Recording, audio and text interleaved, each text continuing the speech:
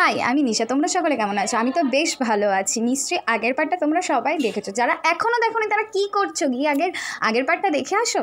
যাই হোক, আগের পার্টে তো বলেইছিলাম গঙ্গা স্নান করে তারপর ভূতনাথের মন্দিরে যাব পুজো দিতে। আর এই দেখো কীরকম লাইন আর কীরকম ভিড় হয়েছে, অসম্ভব ভিড় ছিল। আমি তো বেশি ক্লিপ নিতে পারিনি, সামান্য ওইটুকুনি ক্লিপই নিয়েছিলাম। তারপর বাইরে বেরিয়ে একটু টিকা পরে নিলাম। এখানে গেলে সবাই এই টিকাটা পরে, আমিও তেমন পরে নিলাম। তারপর চারিদিকের পরিবেশটা একটু ঘুরে ঘুরে দেখছিলাম। আর এখানে জানো তো আমি কেত মেরে ভিডিও করতে গিয়ে পড়ে যাচ্ছিলাম। এই দেখো, দেখেছো?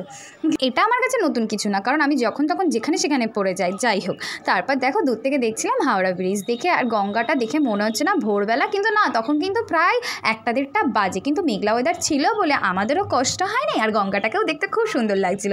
তারপর খেয়ে নিলাম একটু কচুরি। তারপর তো খাবারের ঝুলি বেরিয়ে গেছিলো, যেহেতু আমরা নিরামিষ খাবো, কারণ পরের দিন পুজো দেবো, তাই জন্য। যাই হোক, ভিডিওটা এখানেই এন্ড করলাম। তোমাদের কেমন লেগেছে অবশ্যই বলো কমেন্টে, আর দেখা হচ্ছে নেক্সট ভিডিওতে। নতুন হলে চ্যানেলে সাবস্ক্রাইব করো।